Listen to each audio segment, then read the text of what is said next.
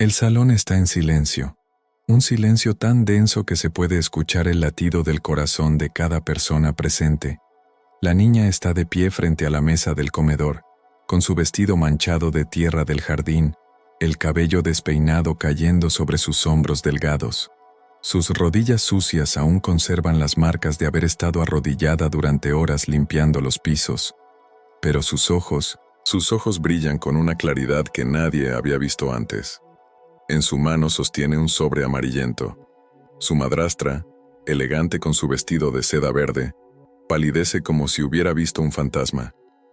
«Creíste que nunca lo descubriría», dice la niña con voz tranquila, casi un susurro que resuena en cada rincón. «Creíste que era demasiado pequeña, demasiado tonta, demasiado asustada». El padre se levanta de su silla, confundido, mirando entre su esposa y su hija. Los invitados contienen la respiración. «Pero yo sí lo descubrí, y ahora todos van a saber quién eres realmente».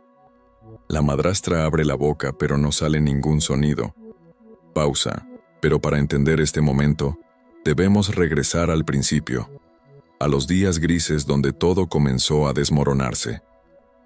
Antes de continuar, si te gustan las historias reales que tocan el corazón y muestran la fuerza del espíritu humano, suscríbete al canal. Tu apoyo nos ayuda a seguir compartiendo estas historias que necesitan ser contadas. 6 meses antes la casa era grande. Demasiado grande para sentirse como un hogar. Lucía tenía 9 años cuando su padre se casó con Valentina. Recordaba ese día con una claridad dolorosa. El vestido blanco brillando bajo el sol de primavera, las sonrisas forzadas de los invitados, y esa sensación en su estómago que le decía que algo estaba mal, como cuando sabes que viene una tormenta pero el cielo todavía está azul. Su madre había muerto 2 años antes. Cáncer, le dijeron. Aunque Lucía era pequeña, recordaba sus manos cálidas, su risa como campanitas, el olor a vainilla de su perfume. La recordaba diciendo, «Pequeña mía, siempre confía en lo que sientes aquí». Y tocaba suavemente su pecho, donde estaba el corazón. Al principio, Valentina fue amable, pero esa amabilidad tenía grietas, como una taza de porcelana fina que se rompe con el primer golpe. Las mañanas comenzaban siempre igual. «Lucía, levántate, ya son las 6». La voz de Valentina resonaba desde el pasillo, fría y metálica. Lucía abría los ojos en su habitación pequeña, la que antes era el cuarto de servicio, y veía la luz gris del amanecer filtrarse por la ventana sin cortinas. Su antigua habitación, la grande con vista al jardín y las paredes color lavanda, ahora era el estudio de Valentina, un lugar al que Lucía tenía prohibido entrar. Se vestía rápido con su uniforme escolar, siempre el mismo, porque Valentina decía que no había presupuesto para ropa nueva, aunque sus armarios estaban llenos de vestidos con etiquetas de marcas caras. El desayuno era un ritual de silencio incómodo. Valentina bebía su café negro leyendo revistas de decoración. El padre de Lucía, Roberto, ya se había ido a la oficina desde las 5 de la mañana. Trabajaba tanto que apenas veía la luz del día, o tal vez no quería ver.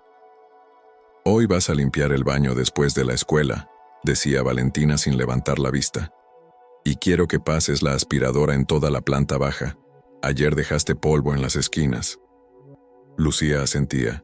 Siempre asentía. «¿Y mi tarea de matemáticas? Tengo un examen mañana. Primero el trabajo, luego tus cosas. En esta casa todos contribuyen. Todos menos Valentina. La escuela era su único refugio. Ahí podía respirar, aunque guardaba silencio sobre lo que pasaba en casa.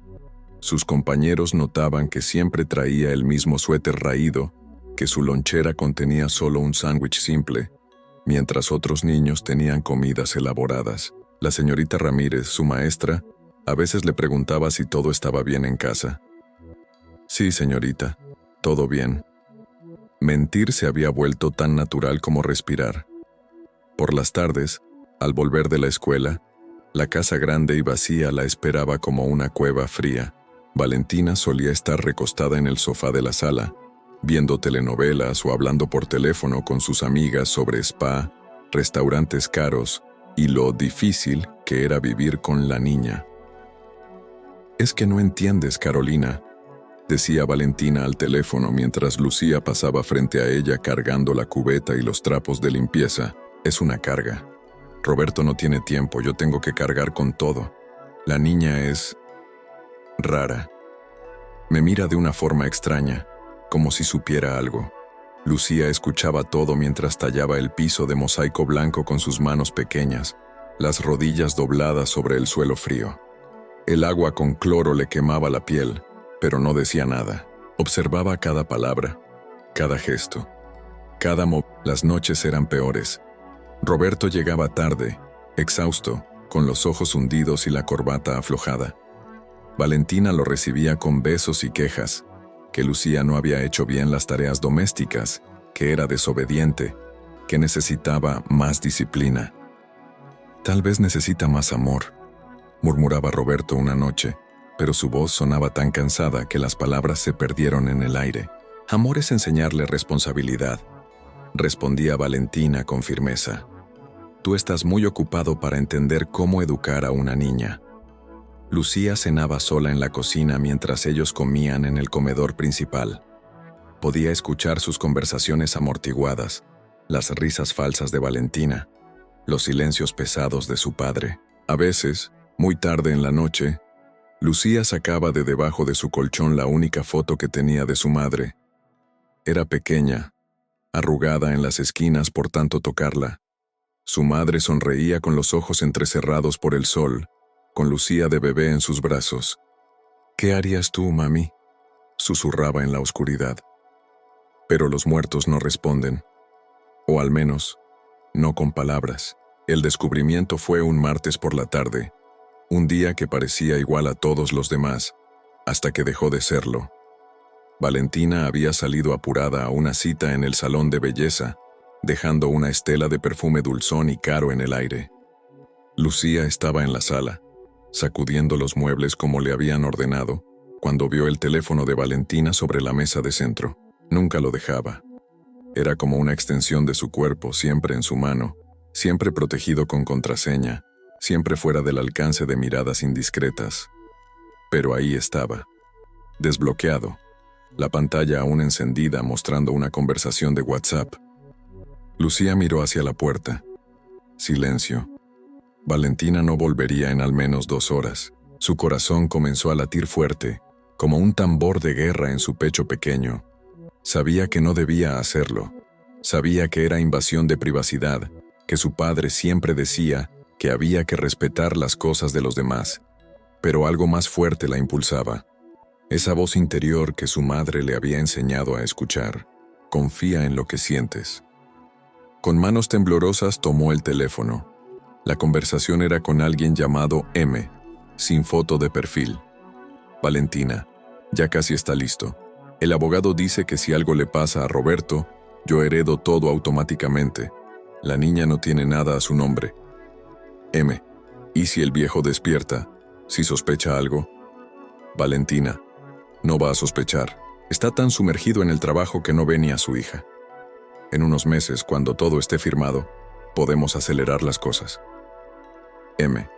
¿Acelerar cómo? Valentina. Un accidente, algo discreto. Trabaja tanto que un infarto por estrés sería creíble. Lucía sintió que el mundo se inclinaba. Las palabras en la pantalla se volvieron borrosas por las lágrimas que llenaban sus ojos, pero siguió leyendo. M. ¿Y la mocosa? Valentina. Orfanato. Familia lejana. No me importa. Sin Roberto ella no significa nada para mí. Además, ¿quién va a creerle a una niña traumatizada si llega a decir algo? Las manos de Lucía temblaban tanto que casi dejó caer el teléfono. Lo devolvió exactamente donde estaba, con la pantalla en la misma conversación, y retrocedió como si el objeto quemara. No era solo desprecio, no era solo maltrato psicológico, era un plan. Un plan para destruir a su padre, para quedarse con todo, para deshacerse de ella. Lucía subió corriendo a su cuarto, cerró la puerta y se dejó caer contra ella, respirando con dificultad. Su mente de 9 años intentaba procesar lo que acababa de leer.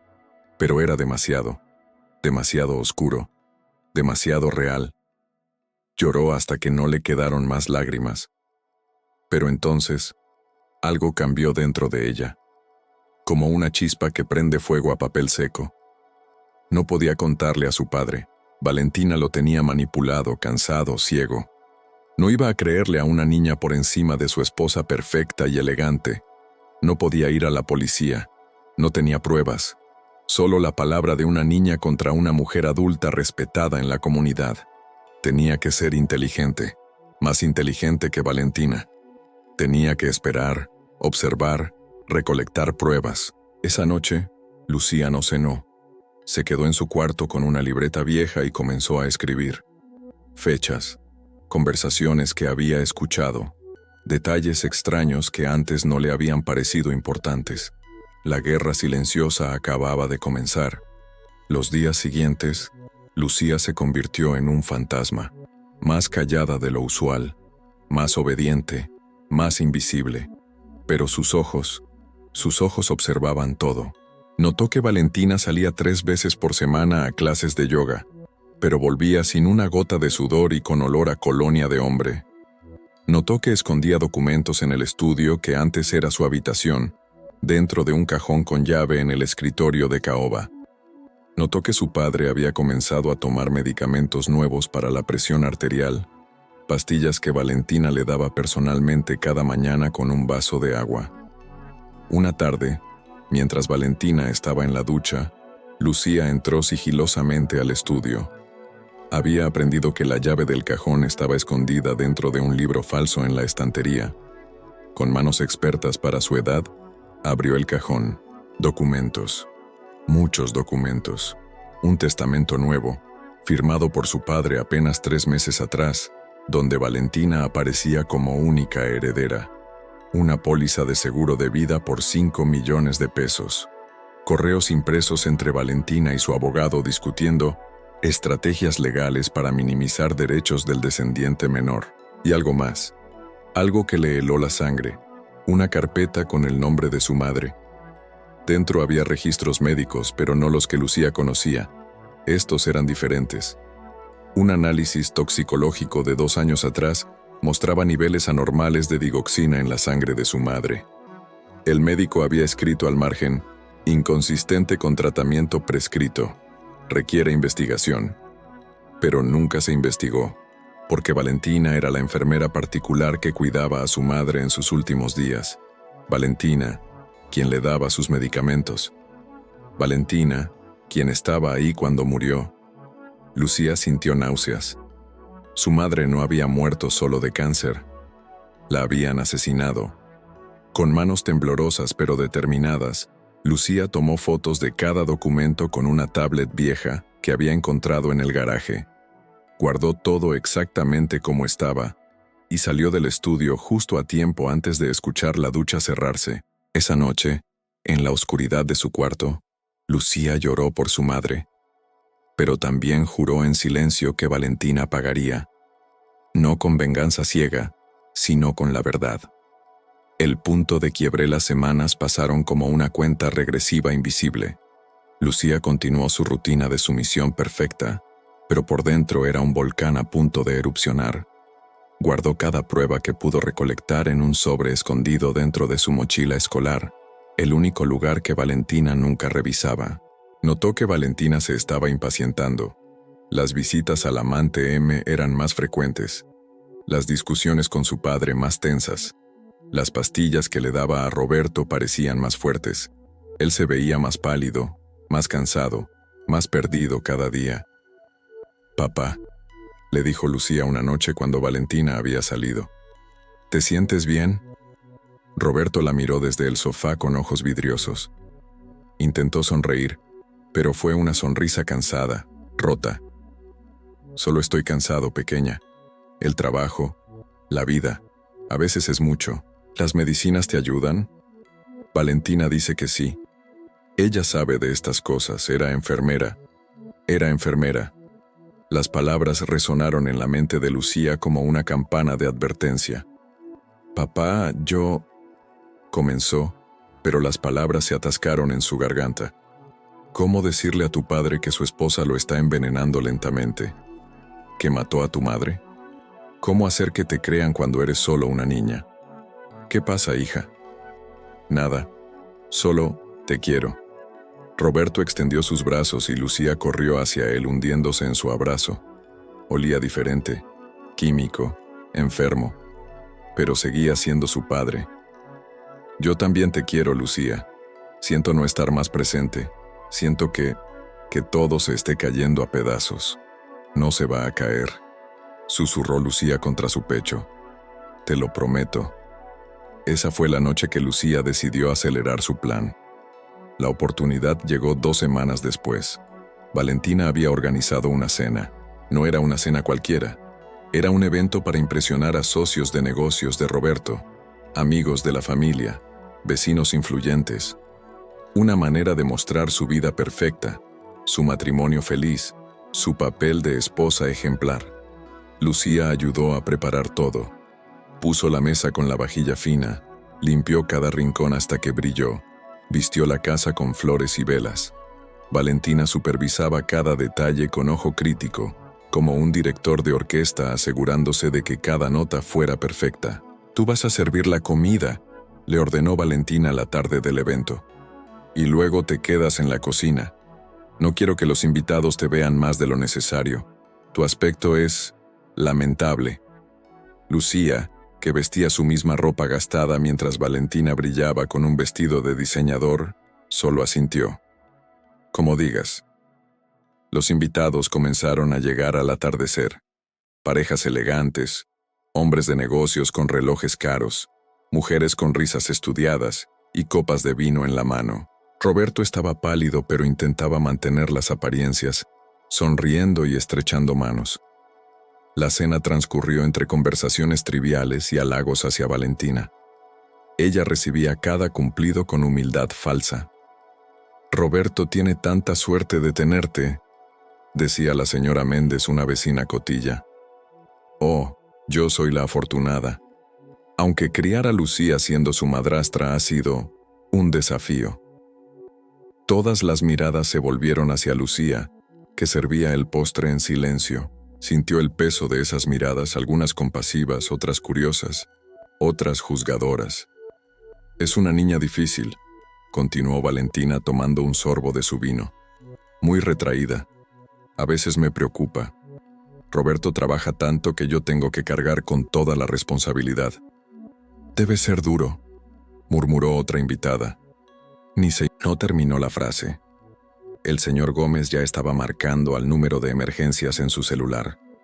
Lucía se quedó de pie, con el sobre vacío en sus manos, mientras veía desmoronarse la fachada perfecta de Valentina. Ya no era la mujer elegante y sofisticada. Era solo alguien desesperado y atrapado.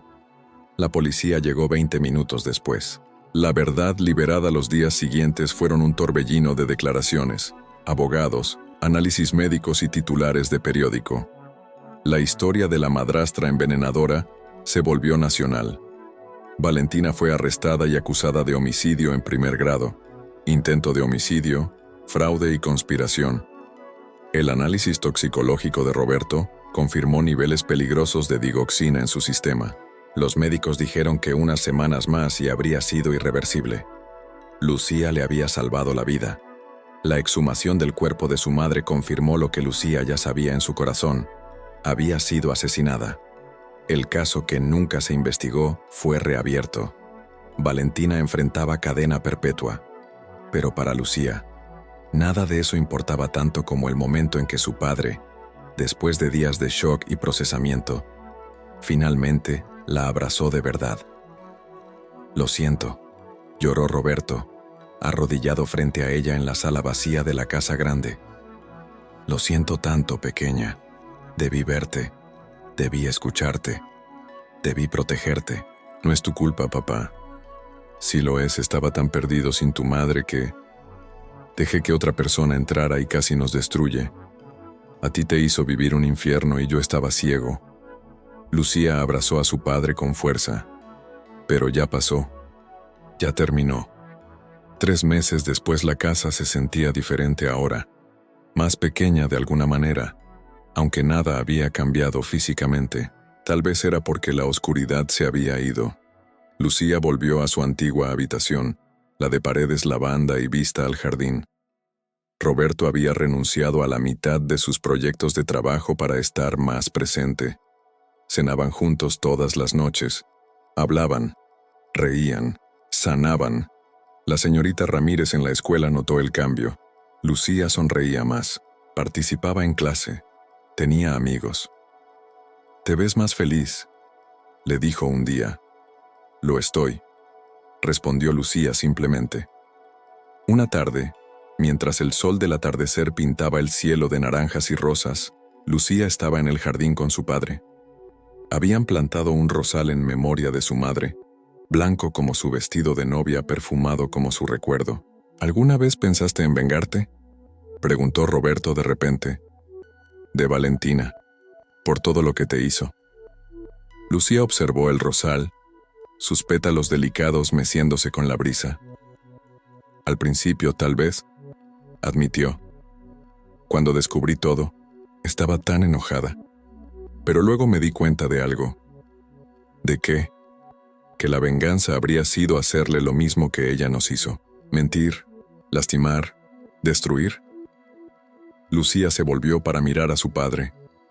No necesitaba venganza, solo necesitaba la verdad. «La verdad es más fuerte que cualquier mentira, papá. Siempre lo es». Roberto abrazó a su hija mientras el sol se ponía detrás de ellos, bañando el jardín en luz dorada. En ese momento Lucía pensó en su madre, y por primera vez en años, sintió paz. No porque la injusticia hubiera sido vengada, sino porque la verdad finalmente había salido a la luz. Como ese rosal, que crecería fuerte y hermoso, alimentado no por la oscuridad del rencor, sino por la luz de la honestidad. Y así, en esa casa que alguna vez estuvo llena de sombras, una niña de 9 años demostró que la verdad, por más pequeña que sea la voz que la diga, siempre encuentra la manera de ser escuchada. Siempre. Fin.